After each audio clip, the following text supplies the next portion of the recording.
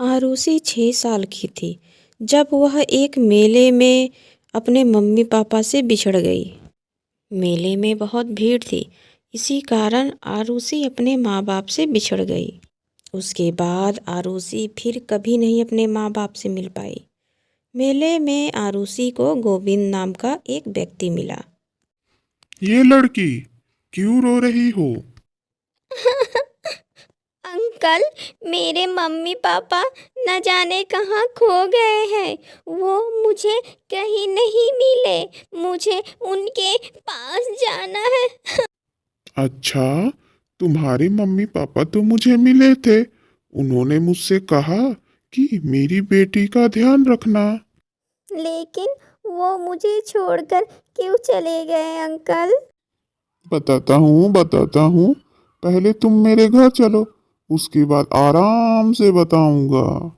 नहीं, मुझे अपने घर जाना है। अपने मम्मी पापा के पास जाना है अंकल। तो चली जाओ ना। जानती हो, इतनी भीड़ में तुमको कोई उठाकर ले जाएगा, फिर अपने घर कैसे जाओगी? आरुषि डर के मारे उसके साथ चल दी। गोविंद बच्चों को बहला फुसला कर अपने साथ ले जाता और मार पीट करके उनसे भीख मंगवाता। आरुषि ने देखा वहाँ बहुत सारे बच्चे हैं। उसमें से एक बच्ची बोली, आ गई नई मुर्गी। अब इसके साथ भी वही होगा जो हमारे साथ हुआ। अच्छे घर की दिखती है, क्या पता इसके घर वाले इसे ढूंढ लें और इसे यहाँ से ले जाएं। आरुषि इनकी बातें सुनकर डरने लगी और कहने लगी, मुझे घर जाना है।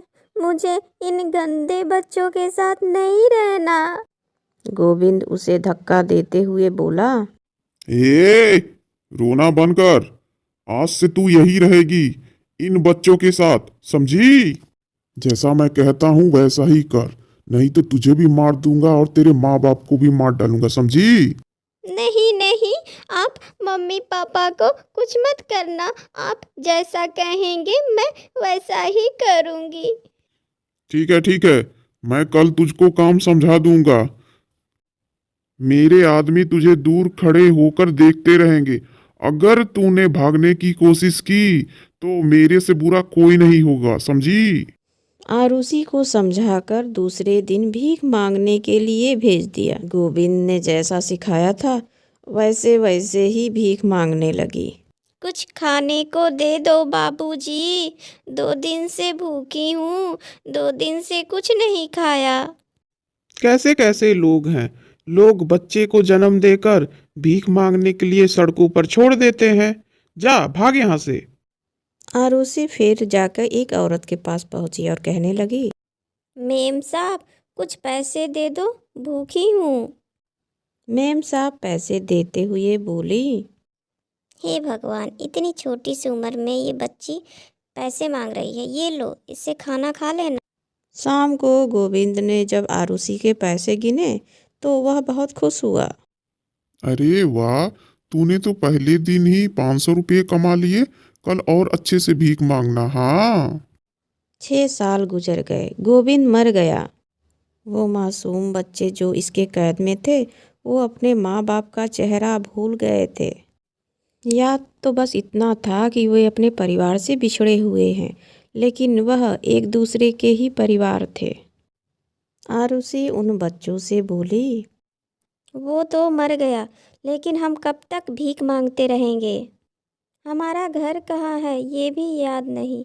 हम कहाँ जाएंगे?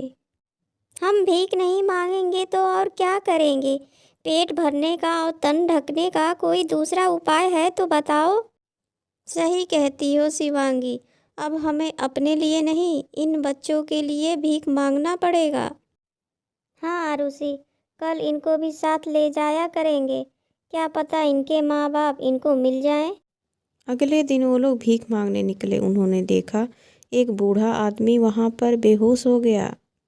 उसको होश आने के बाद आरुषि ने पूछा, बाबा, आप ऐसे बेहोश कैसे हो गए?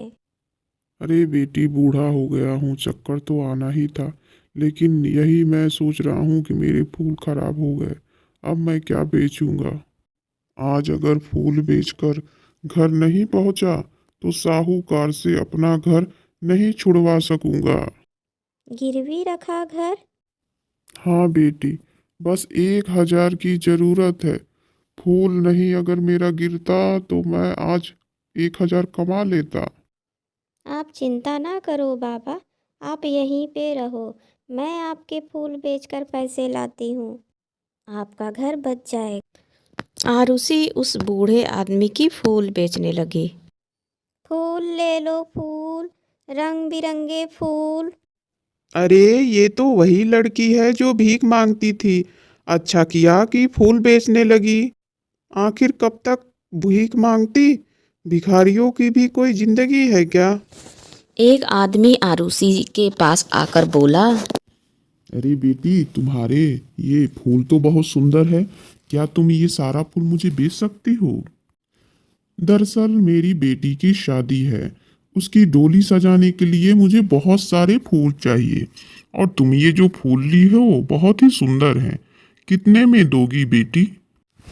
बताओ, मैं अच्छा ही दाम दूंगा। क्यों नहीं, मैं ज़रूर बेचूंगी।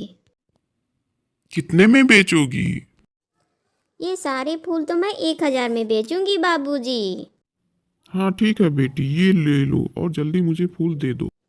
आरुषि ने सारे फूल बेच दिए और पैसे लेकर बूढ़े आदमी के पास पहुंची और बोली, ये लो बाबा पैसे, और आप जल्दी से घर जाकर अपना घर छुड़ा लीजिए। मैं सोच रहा था कि मैं बूढ़ा हो गया हूँ, इतने फूलों का भार मैं उठा नहीं पा रहा था। क्या तुम मेरे फूल बेच सकती हो? हाँ बाबा, इससे अच्छी बात और मेरे लिए क्या ही हो सकती है। मैं ज़रूर बेच सकती हूँ। ठीक है बेटा, कल मैं तुमको लाकर फूल दे दूंगा, तुम उसे बेच देना। उसमें आधे पैसे तुम्हारे होंगे और आधे पैसे मेरे। आरुषि बहुत खुश थी कि उसे एक नया काम मिल गया था। अब उसके इस काम से किसी को भीख नहीं मांगनी पड़ेगी।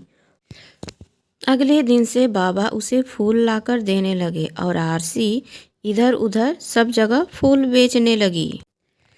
उसे सब फूल वाली भिखारिन कहने लगे। कुछ दिन गुजर गए। तबीयत खराब होने की वजह से बाबा उसे फूल देने के लिए नहीं आ सके। आरुषि को चिंता होने लगी। वह तो सोची बाबा बीमार हैं, अब फूल कैसे मिलेगा। वह उनके पास गई और बोली, बाबा, सभी ग्राहक मुझसे फूल मांगते हैं, अब मैं उनको फूल कहाँ से लाकर दूँ? बेटी, फूल के लिए तुम्हें माली के पास जाना पड़ेगा, वह तुम्हें मनचाहे फूल दे देगा। कुछ फूलों के बीज मेरे यहाँ भी रखे हैं, तुम चाहो तो अपने आंगन में उसे उगा भी सकती हो। बाबा, आप मुझे बीज दे दीजिए, जब तक बीज उगेंगे तब तक मैं माली से फूल खरीद लिया करूँगी। अब आरुषि माली से फूल खरीदने लगी। उसके साथ जो बच्चे थे वो भी अब फूल बेचने का काम करने लगे।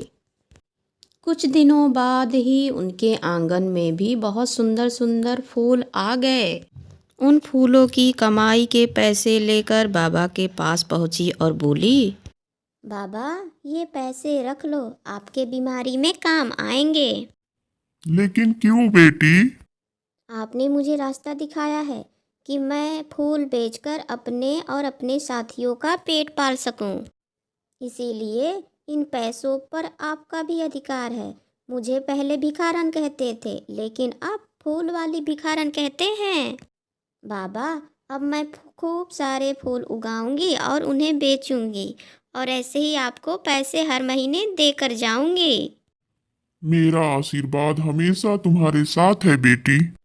आरुषि अपने घर चली गई। एक दिन उसके माँ पिताजी उससे फूल खरीदने आए। उन्होंने आरुषि को पहचान लिया। आरुषि के भी दिमाग में उनकी हल्की सी परछाई आई और आरुषि के पिताजी बोले, कहाँ चली गई थी बेटी? हमने तुमको कहाँ कहाँ नहीं ढूंढा। आज घर में पूजा है, किसी ने कहा कि फूल वाली भिखारन के पास चले जाइए, हम फूल लेने आए थे। अब तुम ये फूल नहीं बेचोगी, चलो हमारे साथ घर। अब मैं बस आपकी बेटी नहीं रह गई, मैं अपने साथियों का भी सहारा हूँ और मुझे सारे फूल वाले भिखारन के नाम से ही जानते हैं। और इन लोग ठीक है बेटी, तुम हमारे साथ चल नहीं सकती तो कोई बात नहीं, हम तो तुम्हारे पास आ सकते हैं। हम भी तुम्हारे साथ ही रहेंगे। आज के बाद तुम्हारे साथ साथ इन बच्चों की जिम्मेदारी हमारे ऊपर भी है। और फिर आरुषि के पिता भी आरुषि के साथ रहने लगे और एक संस्था बनाई उन बच्चों के लिए जहां उन्हें पढ़ने का अवसर मिला। अब आरुषि भी पढ़ने लगी। अब आरुषि फूल वाली भिखारन नहीं रह गई थी, वो भी एक अच्छे परिवार की बेटी थी।